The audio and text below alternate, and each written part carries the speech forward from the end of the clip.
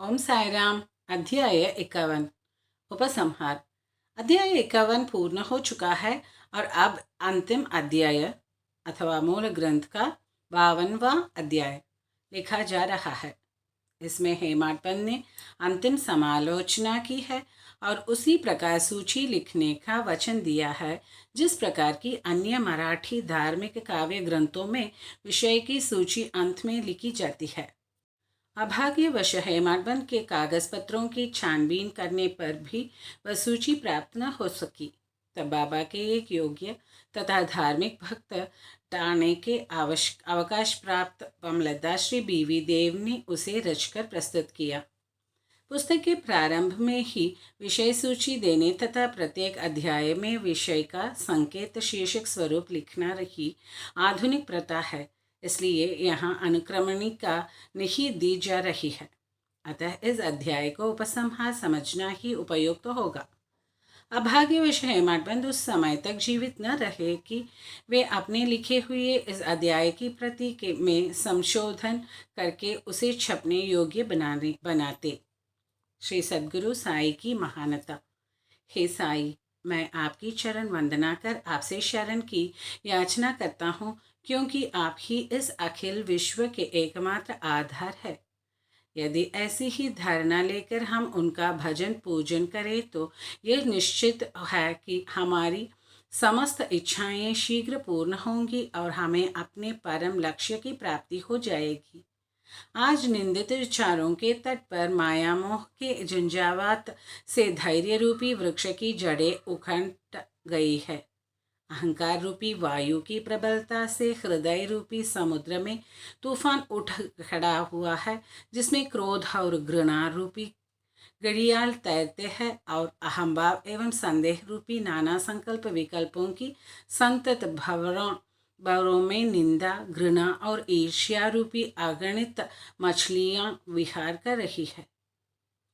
यद्यपि यह समुद्र इतना भयानक है तो भी हमारे सद्गुरु साई महाराज उसमें अगस्त्य स्वरूप ही है। इसलिए भक्तों को किंचित मात्र भी भयभीत होने की आवश्यकता नहीं है। हमारे सद्गुरु तो जहाज है और वे हमें कुशलतापूर्वक इस भयानक भव समुद्र से पार उतार देंगे। प्रार्थना। श्री सच्चिदानंद साई महाराज को साष्टांग नमस्कार करके उनके चरण पकड़कर हम सब भक्तों के कल्याणार्थ उनसे प्रार्थना करते हैं कि हे साई, हमारे मन की चंचलता और वासनाओं को दूर करो। हे प्रभु, तुम्हारे श्री चरणों के अतिरिक्त हम में किसी अन्य वस्तु की लालसा न रहे। तुम्हारा यह चरित्र घर घर पहुँचे और इसका नित्य पठन पाठन हो, और जो भक्त इसका प्रेम पूर्वक अध्ययन करे उनके समस्त संकट दूर हों। फलश्रुति। अध्ययन का पुरस्कार। अब इस पुस्तक के अध्ययन से प्राप्त होने वाले फल के संबंध में कुछ शब्द लिखूंगा। इस ग्रंथ के पठन पाठन से मनोवांछित फल की प्राप्ति होगी।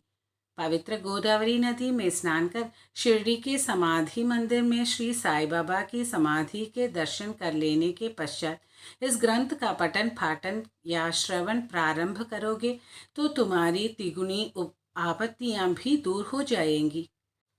समय समय पर श्री साई बाबा की कथा वार्ता करते रहने से तुम्हें आध्यात्मिक जगत के प्रति अभिरुचि हो जाएंगी, और यदि तुम इस प्रकार नियम तथा प्रेम पूर्वक अभ्यास करते रहे तो तुम्हारे समस्त पाप अवश्य नष्ट हो जाएंगे। यदि सचमुच ही तुम आवागमन से मुक्ति चाहते हो तो तुम्हें साई कथाओं का नित्य पठन पाठन, स्मरण और उनके चरणों में प्रगाढ़ प्रीति रखनी चाहिए। एक, साई कथा रूपी समुद्र का मंथन कर उसमें से प्राप्त रत्नों का दूसरों को वितरण करो, जिससे से तुम्हें नित्य नूतन आनंद का अनुभव होगा और श्रोतगण अधः पतन से बच जाएगा।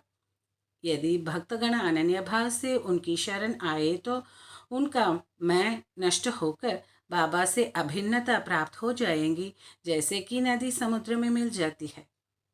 यदि तुम 3 अवस्थाओं अर्थात जागृति, स्वप्न और निद्रा में से किसी एक में भी साई चिंतन में लीन हो जाओ तो तुम्हारा सांसारिक चक्र से छुटकारा हो जाएगा। स्नान कर प्रेम और श्रद्धा युक्त होकर जो इस ग्रंथ का एक सप्ताह में पठन समाप्त करेंगे उनके सारे कष्ट दूर हो जाएंगे।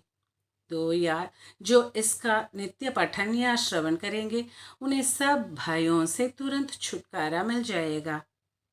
इसके अध्ययन से हर एक को अपनी श्रद्धा और भक्ति के अनुसार फल मिलेगा, परंतु इन दोनों के अभाव में किसी भी फल की प्राप्ति होना संभव नहीं है। यदि तुम इस ग्रंथ का आधार पूर्वक पठन करोगे तो श्री साई प्रसन्न होकर तुम्हें अज्ञान और दरिद्रता के पाश से मुक्त कर ज्ञान, धन और समृद्धि प्रदान करेंगे। यदि एकाग्रचित्त होकर नित्य एक अध्याय ही पढ़ोगे तो तुम्हें अपरिमित सुख की प्राप्ति होगी। इस ग्रंथ को अपने घर पर गुरु पूर्णिमा, गोकुल अष्टमी, रामनवमी, विजयदशमी और दीपावली के दिन अवश्य पढ़ना चाहिए।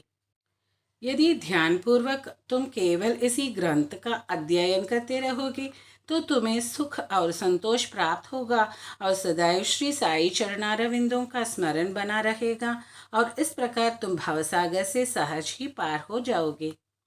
इसके अध्ययन से रोगियों को स्वास्थ्य, निर्धनों को धन, दुखित और पीड़ितों को संपन्नता मिलेगी तथा मन के समस्त विकार दूर होकर मानसिक शांति प्राप्त होगी।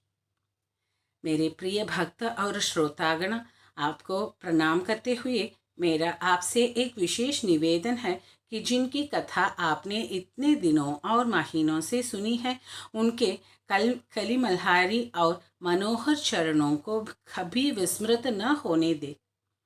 जिस उत्साह, श्रद्धा और लगन के साथ आप इन कथाओं का पठन या श्रवण करेंगे, श्री साई बाबा वैसे ही सेवा करने की बुद्धि हमें प्रदान करेंगे। लेखक और पाठक इस कार्य में परस्पर सहयोग देकर सुखी होवें। प्रसाद याचना। अंत में हम इस पुस्तक को समाप्त करते हुए सर्वशक्तिमान परमात्मा से निम्नलिखित कृपा या प्रसाद याचना करते हैं। हे ईश्वर, पाठकों और भक्तों को श्री साई चरणों में पूर्ण और अनन्य भक्ति दो। श्री साई का मनोहर स्वरूप ही उनकी आंखों में सदा बसा रहे और वे समस्त प्राणियों में देवाधिदेव साई भगवान का ही दर्शन करें। एवमस्तु। श्री सद्गुरु साईनाथ अर्पणमस्तु। शुभम भवतु। ओम साई राम। जय साई राम। जय जय साई राम। ओम श्री साई यशक्काय शिरडिवासिने नमः।